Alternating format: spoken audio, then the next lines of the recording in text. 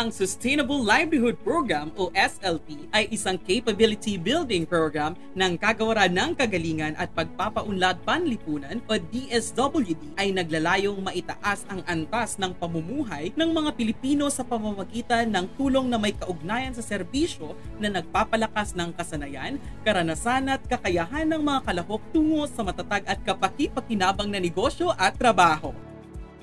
May dalawang tracks ang SLP. Una ay ang Microenterprise Development o MD-Track, kung saan natutulungan ng mga kalahok sa pagsisimula, pagpapatuloy at pagpapalawak ng mga negosyo o microenterprises sa pamamagitan ng pagbibigay ng kapital, mga pagsasanay, pagbuo at muling pagtatayo ng pisikal at natural na ari-arian. Habang ikalawa ay Employment Facilitation o EF-Track na naglalayong ihanda at suportahan ang mga kwalipikadong kalahok sa paghahanap, pagpasok at pananatili sa maayos na trabaho.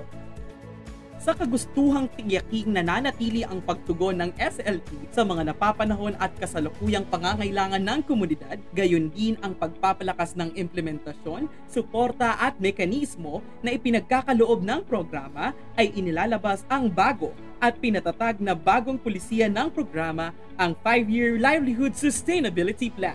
Sa bagong mekanismong ito, lahat ng kalahok ay sasailalim sa mas mahabang incubation period mula Year 2 hanggang Year 5 sa ilalim ng programa. Dito ay mas pinaikting ang pagbibigay ng capability building activities o mga pagsasanay sa mga kalahok at mayroon ding karagdagang 100,000 pesos na livelihood incentive.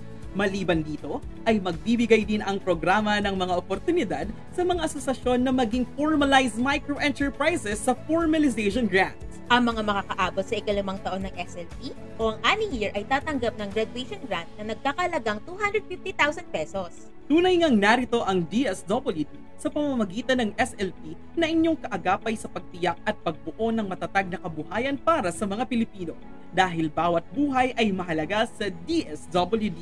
Sulong kabuhayan tungo sa pagyabong.